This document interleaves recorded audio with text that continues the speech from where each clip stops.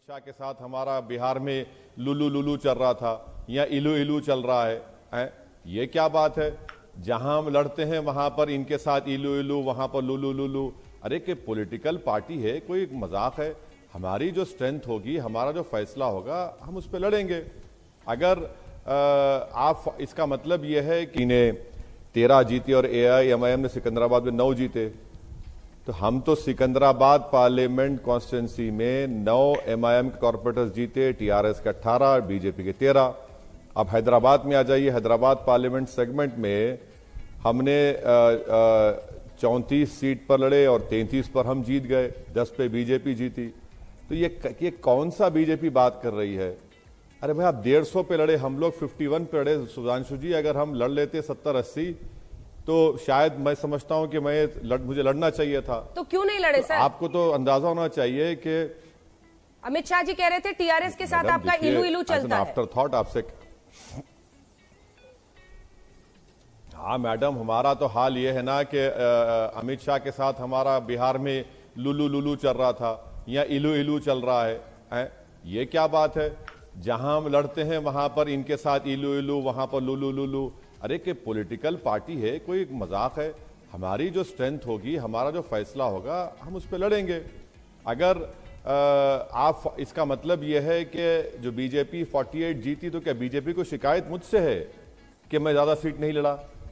तो ये बताना चाहिए। और बीजेपी को 15% वोट, तो उनको उसमें 35 में तो सिर्फ TDP और कांग्रेस का वोट है। ये बात मानना पड़ेगा, क्योंकि जब तेलंगाना बना उसके बाद से TDP खत्म हो गई, कांग्रेस तो बेचारी आखिरी सांसें ले रही है, YSRCP खत्म हो गई, लेफ्ट पार्टीज खत्म हो गए। तो एक वैक्यूम था जिसको बीजेपी ने फिल किया। वो बात बिल्कुल सही है। तो 35 में तो 15% तो वोट उनका TDP का और कांग्रेस का है। उसमें वैक्यूम फिल किया सर, या आपने पोलराइजेशन के लिए ऐसी पिच दे दी कि इन्होंने अच्छी बैटिंग कर दी और सारा नुकसान हो गया TRS का? आप वहीं, उनको फायदा हुआ पोलराइजेशन का, आप वहीं रह गए। मैडम देखिए, अगर आप जो बात कह रहे हैं सच है, तो ये बड़ी बदबख्ती की बात है कि बीजेपी ने हिंदू मुस्लिम करके ये इलेक्शन जीता है। मेरा मानना यह है कि म्युनिसिपल इलेक्शन में बीजेपी ने पुराने शहर के ताल्लुक से कहा था कि इसको हम सर्जिकल स्ट्राइक करेंगे, आप वहाँ पर कुछ नहीं कर सके, डेमोक्रेटिक स्ट्राइक उल्टा आप पर पड़ गया।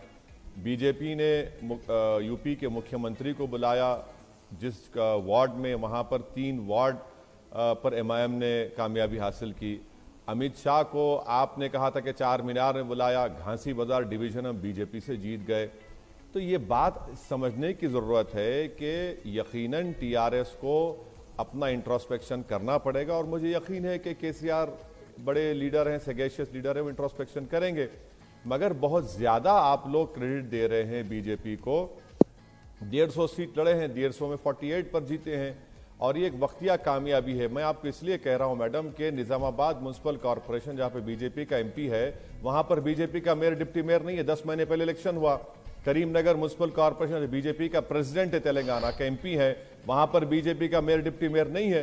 तो ये एक वैक्यूम क्रिएट हुआ, और यकीनन हमको लगता है कि ये एक वक्तिया कामयाबी है। ज्यादा बीजेपी ख्वाब देखना छोड़ दें।